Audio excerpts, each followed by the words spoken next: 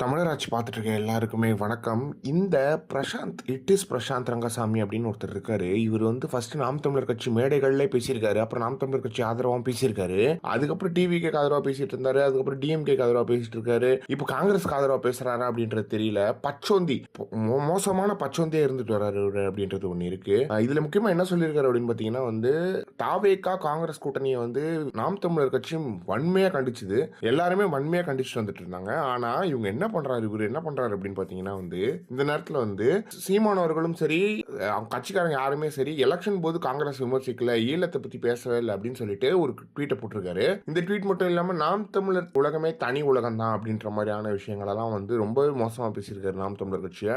இதனால வந்து போட்டு பொலன்னு பொழந்துட்டு இருக்காங்க அப்படின்றது ஒண்ணு இருக்கு. எங்கெங்கெல்லாம் நாம் தமிழர் கட்சி வந்து காங்கிரஸை வந்து வச்சு செஞ்சதோ அந்த எல்லாத்தையுமே வந்து ஆதாரங்களா கொடுத்து அவங்கள பொழந்துகிட்டு இருக்காங்க அப்படின்றது ஒண்ணு இருக்கு. எனவே நாம் தமிழர் கட்சியை பத்தி பேசுறதுக்கு வந்து ஒரு அருகதையும் கிடையாது பிரசாந்த் ரங்கசாமி அவர்களுக்கு. நீங்க முதல்ல ஒரு கட்சிக்கு சப்போர்ட் பண்ணுவீங்க, அதுக்கப்புறம் இன்னொரு கட்சிக்கு சப்போர்ட் பண்ணுவீங்க, தொடர்ந்து இப்படி கேவலமா இருந்து வந்துருக்கீங்க.